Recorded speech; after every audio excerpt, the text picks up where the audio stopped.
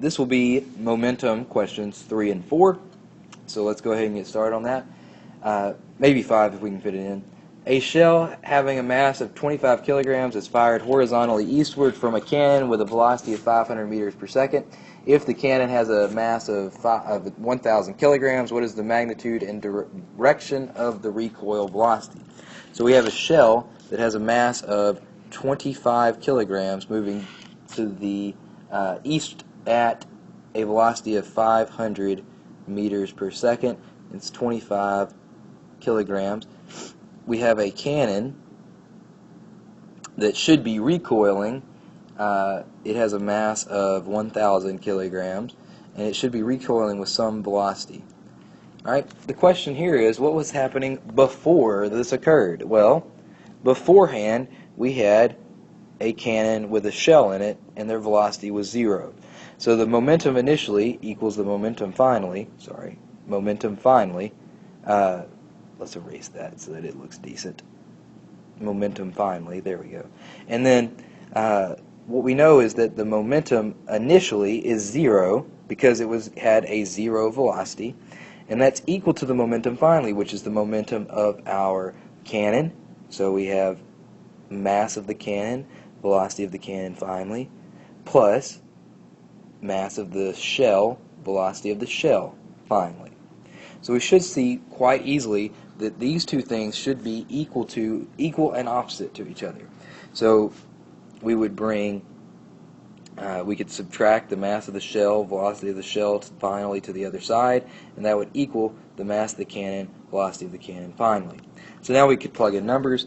Negative 25 times 500 should equal 1,000 times the velocity of the cannon finally. Divide by 1,000, and we would get 25 times 500 divided by 1,000 equals 12.5 meters per second equals VCF, and it would be negative because this was negative here, so it would be negative 12.5 meters per second, and that would be your answer. And it's important to note that it is going the negative direction, which means it's going this direction. Okay, it's going backwards. All right, number 4. A gun fires a 0.5 kilogram projectile which acquires a muzzle velocity of 500 meters per second. If the projectile takes 5 times 10 to the third seconds to travel the length of the gun barrel, what is the average force exerted on the projectile? So we know that T is equal to 5 times 10 to the negative third seconds. We know that we have this situation occurring where we have the mass of our object is 0.5, and we know that it ends up going 500 meters per second. If it's a gun, what can we assume is the initial velocity? Well, if it's a gun, we assume the initial velocity of the projectile is 0. So we're looking for a force, so this implies that this is an impulse problem. Remember that impulse is equal to force times time, which is equal to the change in momentum, and the change in momentum is equal to mass times final velocity minus initial velocity. All right. So using this, we have M, we have V, we have VI, so we should be able, and we have T, so we should be able to find the force fairly easily. So force times 5 times 10 to the third, times 10 to the negative third, equals 0.5 times 500 minus 0. So we would get force equals 250 divided by 5 times 10 to the negative third. And so the force would be equal to 250 divided by 5 times 10 to the third. We would get 50,000 newtons. And that would be our answer. All right? Let's move on to number 5. I think we've got time to do it. Let's look at 5. So number 5 is dealing with a proton. So since we've got all these little numbers going on, I'm just going to write mass of the proton and mass of the unknown particle. So we're going to write up here mass of the proton equals 1.7 times 10 to the negative 27th, and we're going to write the mass of the unknown particle, mu, is equal to question mark. We know this is what's happening. We have the proton. I'm just going to label it with a P. Well, I was going to label it with a P. Alright, so let's see. The proton is moving at a velocity of 4 times 10 to the 6 meters per second. And we know that the unknown particle is stationary initially. Then after the collision, we know that the proton reverses its direction and moves at 2 times 10 to the 6 meters per second. So it's going this way now at 2 times 10 to the 6 meters per second. And it asks, what is, and the unknown particle moves forward, so our unknown particle moves forward at 1 times 10 to the 6th meters per second. What is the mass of this unknown particle? Well, we have these velocities, alright? So what we're going to do, same thing we always do, we're going to start by doing momentum initial equals momentum final. Alright, so the way you calculate the momentum, remember, is to take the sum of the momentum of the system, and the way you do that is to do the momentum of each individual thing in the system. So we've got to do the momentum of this guy plus the momentum of this guy.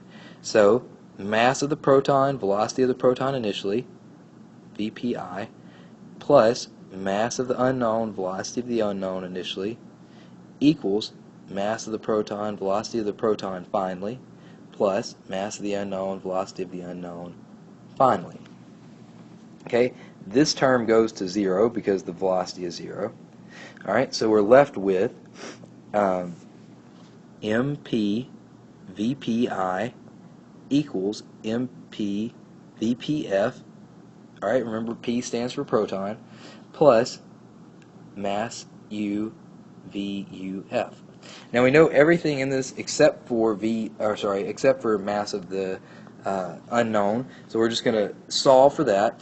So I'm going to bring this over to the next page. Or actually, I'm going to do one more step. So we're going to do MP VPI minus MP VPF equals mu VUF divided by mu divided by mu. Okay, so we take that out. So if we look, we can just take this to the next page. So MP VPI minus MP VPF divided by velocity of u equals mu. I messed up over here. Instead of dividing by the masses, let's just fix this real quick. Instead of dividing by the masses, it should have been divided by the velocity. So I should have divided by the velocity because that's what we know. Right? So we divide by that, VUF, if I can write it. And then that is going to reveal to us this mass unknown that we don't know. So we're looking for the mass unknown. So we know all of this stuff up here. So we are going to start plugging in. So the mass of the proton was 1.7 times 10 to the 27th.